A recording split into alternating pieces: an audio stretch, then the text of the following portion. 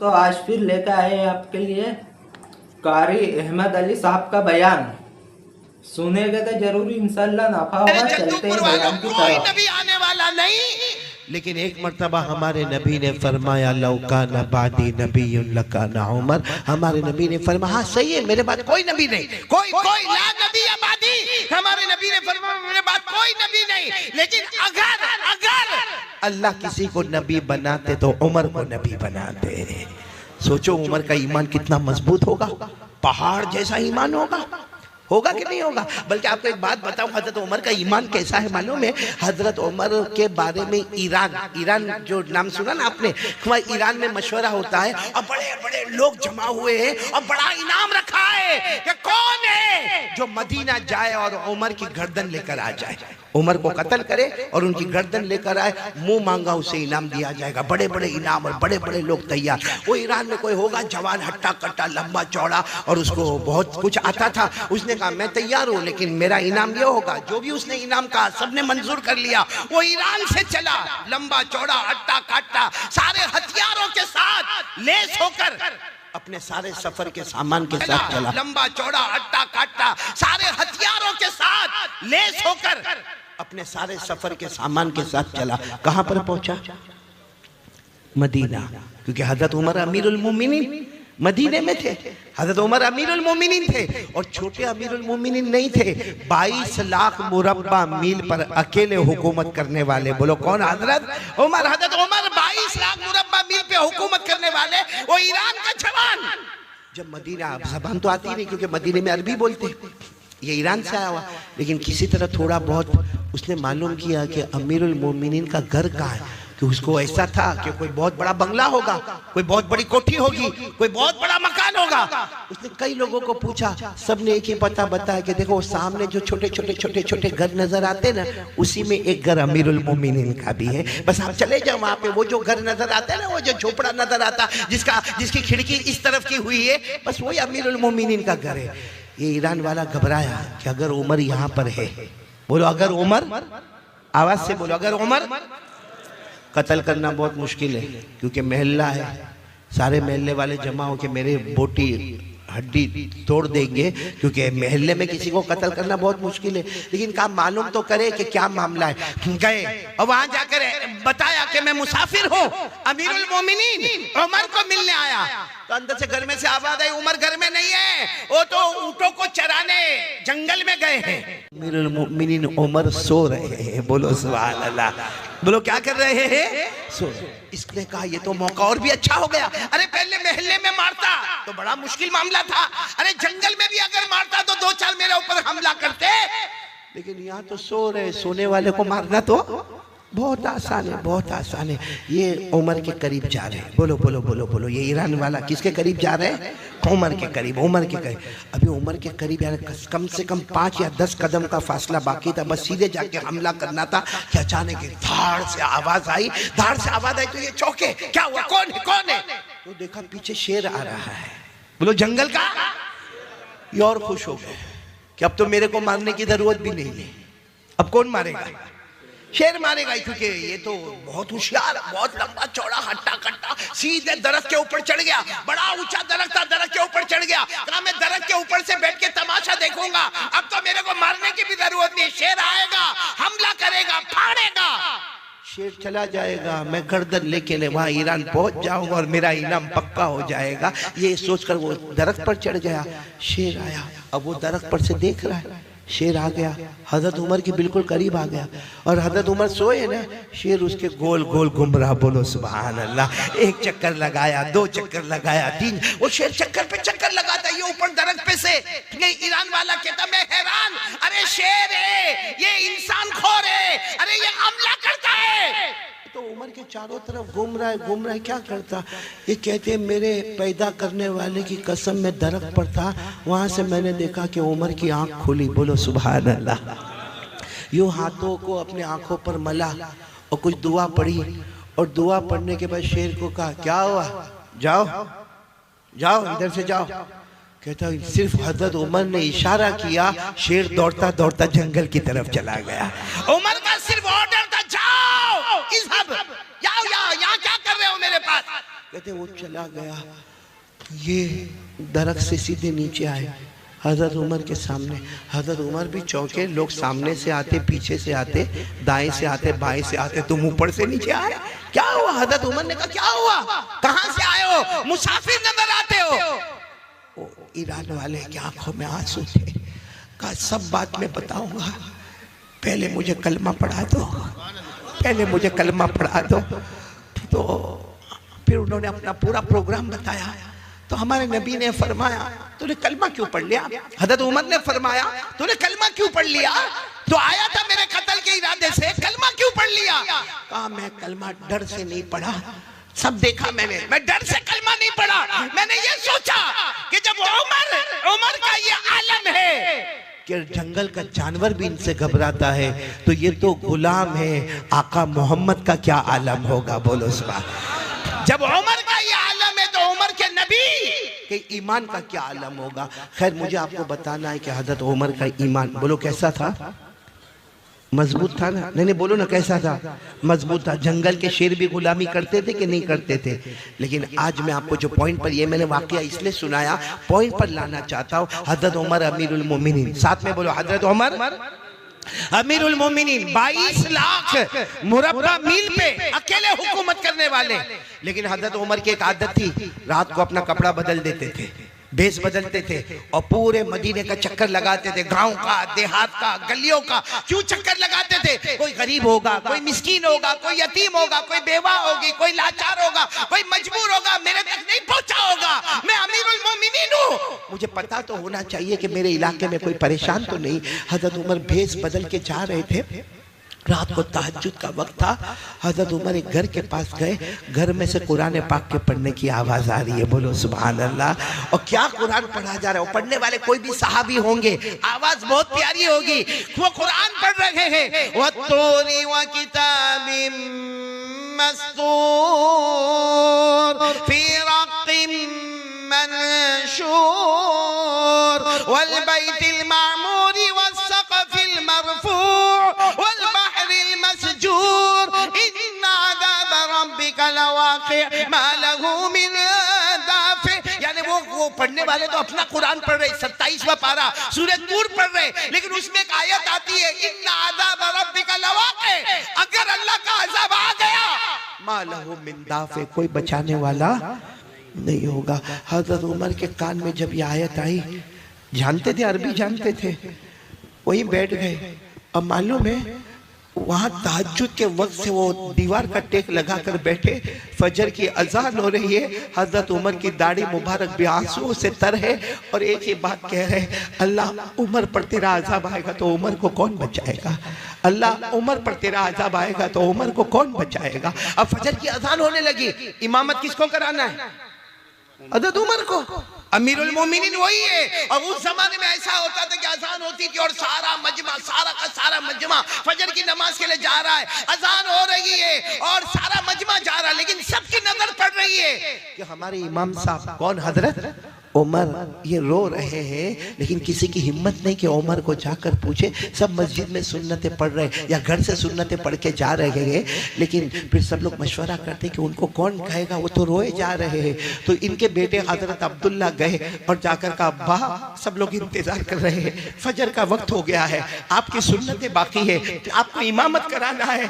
तो हजरत उमर ने अपने बेटे को कहा, बेटा क्या करूं, जब उमर पर अल्लाह का अज़ाब आएगा तो उमर को कौन बचाएगा? उमर पर अल्लाह का अज़ाब आएगा, उमर को कौन बचाएगा? इनके बेटे वो इनसे भी नरम दिल थे, अब्बा की गोद में सर रखा, कहा अब्बा आपने तो बहुत काम किए, आपके बेटे पर अज़ाब आएगा तो कौन बचाएगा? मेरे दोस्तों, ये वो लोग थे जो इससे डरा करते थे कि अल्लाह का अज़ाब आएगा तो कौन बचाएगा। मेरे जवानों, आज हम लोग नशा करते ना, नशा करते ना, किसी को बीड़ी की आदत, किसी को सिगरेट की आदत, किसी को तंबाकू की आदत, किसी को गुटखा विमल की आदत, कोई ड्रग्स लेता है, कोई पाउडर खाता है, कोई खांसी के सिरप पीता है। क्या हमको ये डर नहीं? हजरत उमर को तो डर है कि मेरे अल्लाह का अज़ाब आएगा तो मुझे कौन बचाएगा। हम क्या, हमारा ईमान इतना मजबूत हो गया कि हम अल्लाह को भूल गए? क्या करेंगे मेरे प्यारों, अल्लाह को भूल के मौत तो आनी आनी है ना। अरे बोलो ना, आनी के नहीं आनी? कब तक ये जवानी का नशा रहेगा? कब तक ये जवानी का नशा रहेगा? और ये जितनी चीजें हम इस्तेमाल करते हैं ना, चाहे बीड़ी हो, सिगरेट हो, तंबाकू हो, गुटखा हो, ड्रग्स हो, पाउडर हो, एमडी हो, ये जितनी चीजों का हम इस्तेमाल करते हैं, हम समझते हैं आई एम यंग, मैं जवान हूं, मेरे पास वेस्टर्न स्टाइल है, मेरा चलने का तरीका, मेरा बोलने का तरीका, मेरी बाइक, मैं बहुत होशियार हूं। मेरे प्यारों, जिस दिन एक बीमारी आती है ना, फिर बचाने वाला कोई नहीं होता। सही कह रहा हूं, गलत कह रहा हूं? कितने लोगों को कैंसर हो गया? वरना पहले हमारा जवान, आपने यहाँ जद्दूपुर में भी देखा होगा, हमारा जवान बाइक पर बैठता है और बिल्कुल जहां सारा मजमा होगा ना, वहां जाके ट्रैफिक नहीं है, लेकिन जोर से बाइक का ब्रेक मारेगा। क्यों बाइक का ब्रेक मारेगा? सब लोग देखे, और फिर वो जेब में से निकालेगा। क्या क्या बोलते आप लोग?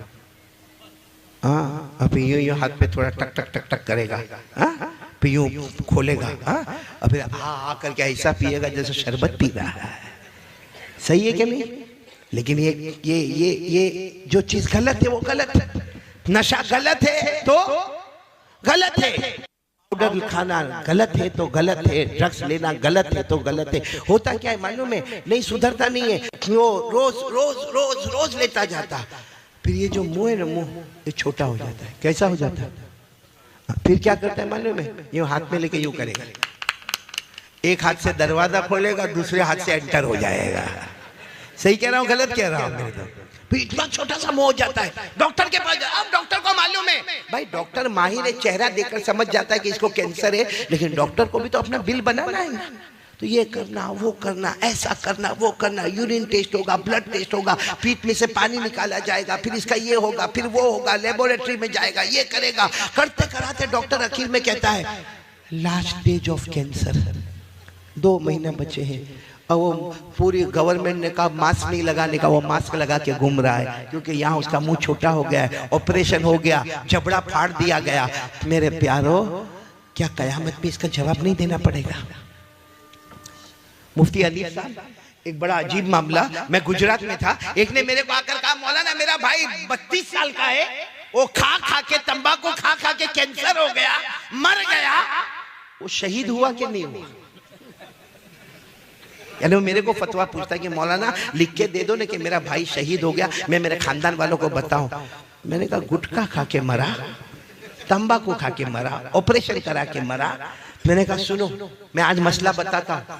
कोई अपने गुनाहों की वजह से बीमार पड़े, कोई अपने गुनाहों की वजह से, भाई हमारे गुनाहों की वजह से अगर हमारा ये जबड़ा खराब हो गया, हमारे गुनाहों की वजह से अगर हमारा हाथ और पांव खराब हो गया, तो अल्लाह फरमाते कयामत में एक एक बदन के टुकड़े का जवाब देना पड़ेगा। ये कुरान में लिखा है, कुरान में 15वां पारा, अल्लाह तबारक व तआला फरमाते हैं इन्नस समा वल बसरा वल फुआद कुल्लु उलाइका काना अन्हु मसऊला। अल्लाह तबारक व तआला फरमाते तेरे कानों का, तेरी आंखों का, तेरे दिल का, बदन का जो भी टुकड़ा तूने गुनाहों की वजह से डैमेज कर दिया, बोलो कल कयामत में। हाँ, लेकिन अगर आदमी ने कभी बीड़ी, सिगरेट, तंबाकू, गुटखा कुछ नहीं, और बेचारे को कैंसर हो गया, हाँ फतवा दे दो कि शहीद होकर दुनिया से जा रहा है। लेकिन मेरे प्यारों, क्या ये सब करना जायज़ है जो हम करते हैं? क्या हमको अल्लाह का डर नहीं लगता? मेरे दोस्तों, कैंसर वाले को पूछो कैसा रोता है, कैसा रोता है, आखिरी घड़ी में क्या क्या हालात उसके ऊपर आते हैं। मेरे दोस्तों, वो कैंसर जब बदन में फैलने लगता है, लेकिन फिर भी हमारी तबीयत में सुधार नहीं आता ना। हम ना तो अपनी माँ के बने, हम सही में अपनी माँ के भी नहीं बने, अपने अब्बा के भी नहीं बने, हम अल्लाह के भी नहीं बने और मुस्तफ़ा के भी नहीं बने। हमको सिर्फ अपनी मर्जी प्यारी है मेरे प्यारों, जिसकी वजह से आज बर्बादी और तबाही के सिवा हमारे पास कुछ नहीं है। मैं पूछना चाहता हूँ, माँ की कौन मानता है? माँ को माँ कौन समझता है? ए पूरा मजमा है।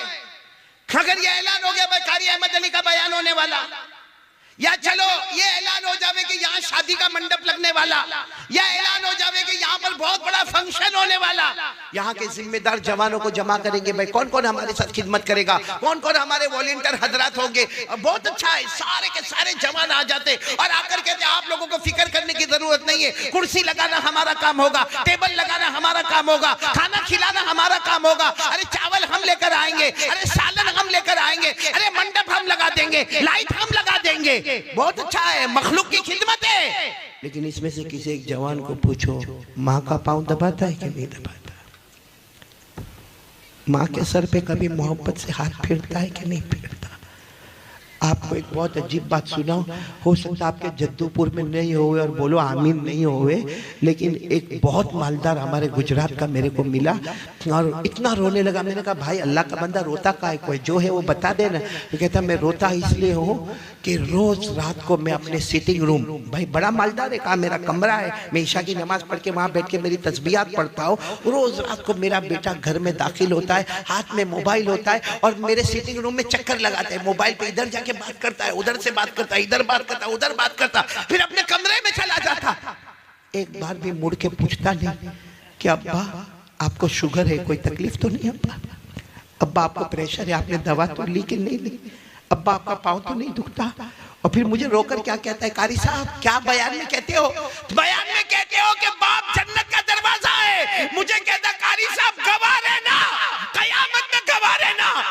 उसने अपने जन्नत का दरवाजा तोड़ दिया है, वो कभी भी जन्नत में नहीं जाएगा। ये बाप की बद्दुआ नहीं तो क्या है? पूछो आज बूढ़े बाप को पूछो, कितना बेटा पूछता है? बल्कि बारी लगती है, बारी। कितने भाई हम लोग?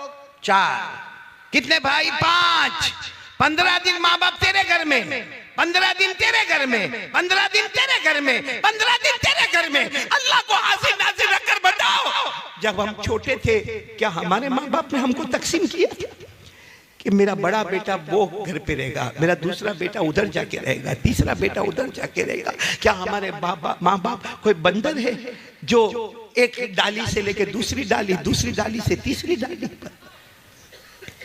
मेरे प्यारो, ये जो हम नशा करते ना, नशा आपको नहीं मालूम है, नशा बहुत खतरनाक है। बोलो ये नशा बहुत खतरनाक है। आज आपको मैं एक वाकया सुनाने जा रहा हूँ, आपकी अकल हैरान हो जाएगी। मेरे दोस्तों, एक बहुत बड़े अल्लाह के वली बोलो या हदीस के इमाम बोलो, हजरत फजल बिन अयाज। बोलो क्या नाम?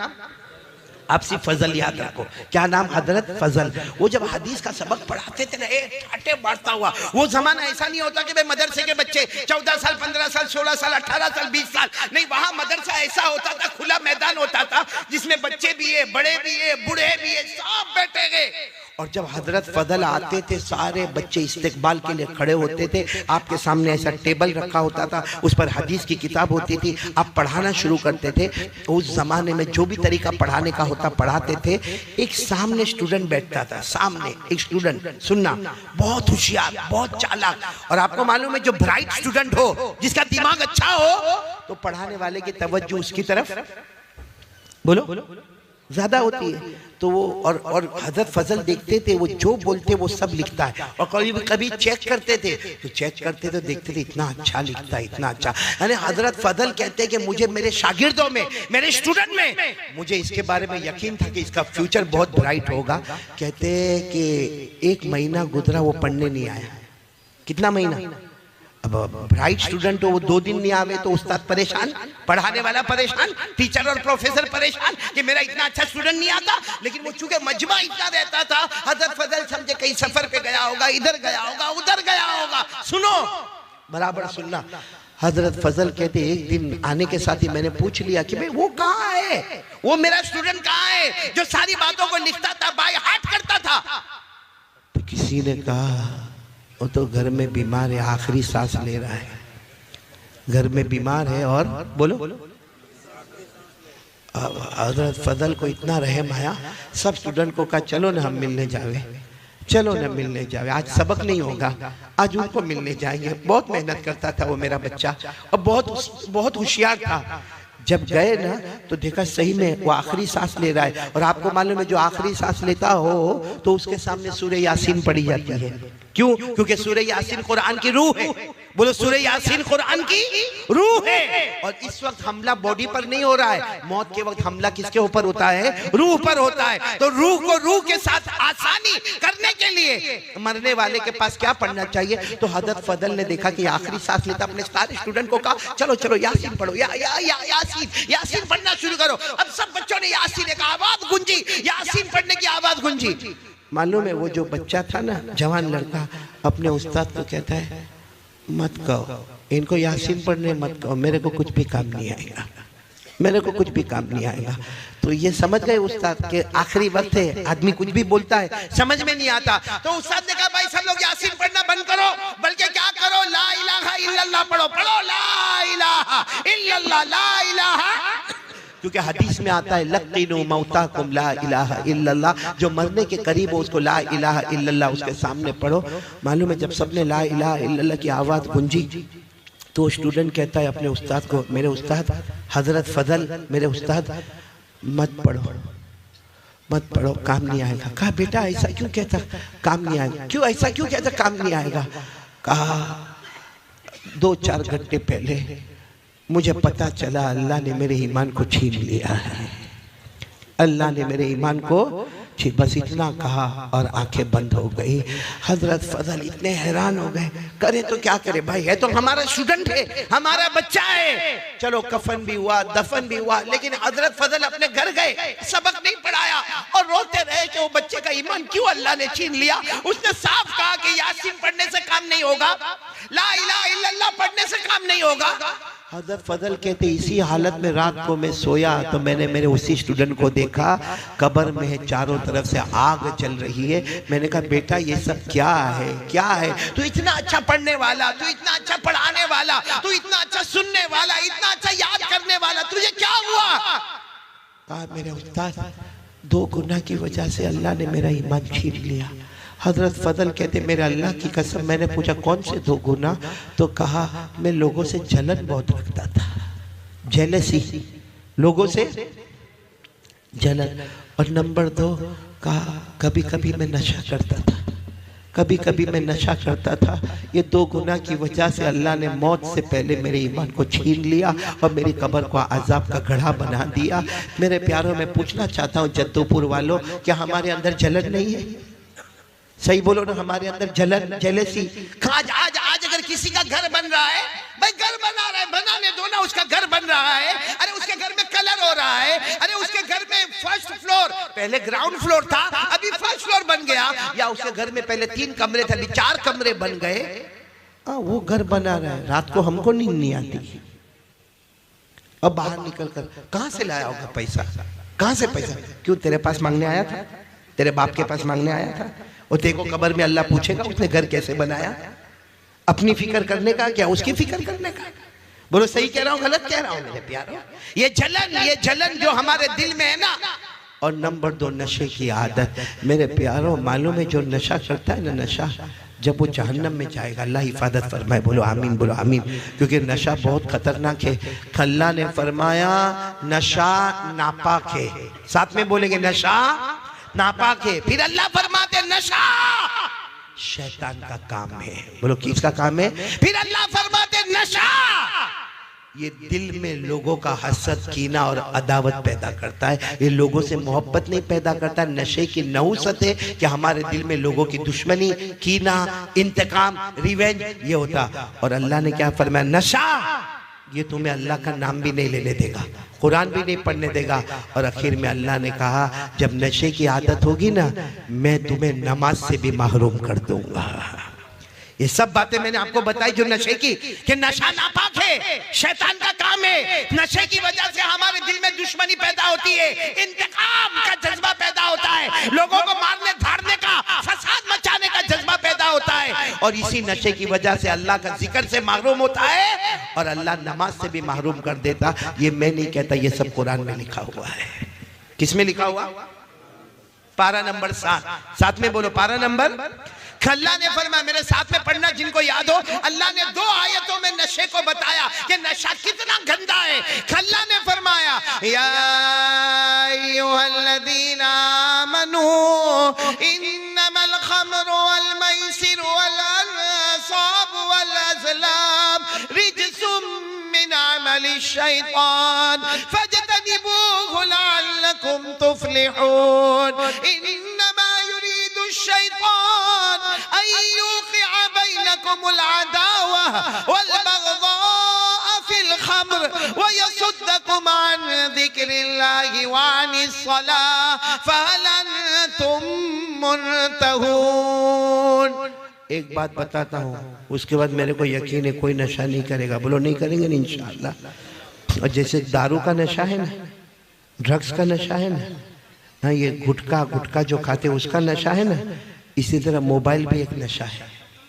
बोलो मोबाइल भी एक, उसके बगैर आप देखो किसी को पता चला भाई मेरा मोबाइल गुम हो गया, आप देखो क्या करेगा, यूं देखेगा, अरे अरे अरे मेरे मोबाइल में रिंग कर, अरे तू मेरा मोबाइल तो देख कहाँ है, ऐसा परेशान होगा जैसे अटैक आ रहा है इसको। बोलो होता कि नहीं होता। और फजर की नमाज गई, कभी ऐसा हुआ, कभी ऐसा झटका लगा हमको। इसलिए मेरे दोस्तों एक हदीस पाक सुना तो अल्लाह हिफाजत करे, बोलो आमीन। लेकिन नशे वाला जब जहन्नम में जाएगा और जहन्नम की आग जब उसको तपाएगी तपाएगी तपाएगी तपाएगी तो क्या करेगा मालूम है, कहेगा अल्लाह जहन्नम की आग ने मेरे को बहुत तपाया, पानी दे देना अल्लाह, अल्लाह पानी दे देना अल्लाह, अल्लाह पानी दे देना अल्लाह। ऊपर जो जहन्नमी होंगे उनके बदन से जो खून निकलता होगा, पीप निकलता होगा, पेशाब निकलता होगा, वो अल्लाह इसके मुंह में डालेंगे। पानी चाहिए ना, पानी चाहिए, ले ऊपर वाले जहन्नमी के बदन का खून निकला, पीप निकला, अरे उसके बदन में से पेशाब निकला, पी तो कहेगा अल्लाह मैंने पानी मांगा, ये तो बहुत गंदी चीज है। अल्लाह कहेंगे आज वो पिलाऊंगा जो तुझे पसंद नहीं है, क्योंकि दुनिया में तू वो पीता था जो मुझे पसंद नहीं था।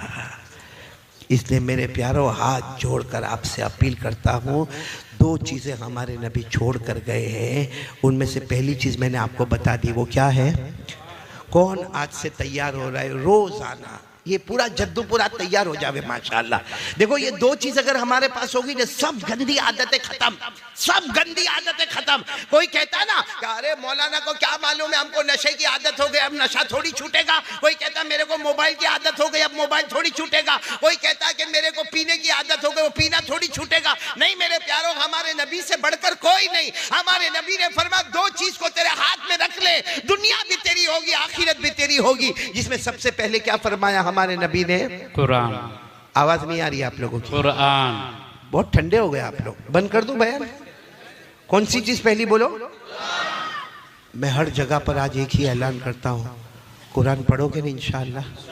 आज पूरा जद्दूपुर माँ बहनें बेटियाँ आप सब इरादा करें, मैं आपसे ज़्यादा वक्त नहीं मांगता, आधा घंटा, 24 घंटे में 23.5 घंटे आपके, आधा घंटा आपसे मांगता हूँ। कौन कौन तैयार है आधा घंटा कुरान पढ़ेंगे इंशाअल्लाह। नहीं दोनों हाथ ऊपर करके बोले, बोलो पढ़ेंगे इंशाअल्लाह, पढ़ेंगे नहीं इंशाअल्लाह। अच्छा हमारे कुछ बड़े बूढ़े भी होते हैं, मौलाना बोल कर गए, अब कहाँ वो हमने बचपन में नहीं पढ़ा, जवानी में नहीं पढ़ा, अब मौलाना बोल कर गए कि आधा घंटा कुरान पढ़ना। सुनो, हजरत अली को पूछा गया कुरान सीखने की मुद्दत कब है, शुरू कब होती है, खत्म कब होती है।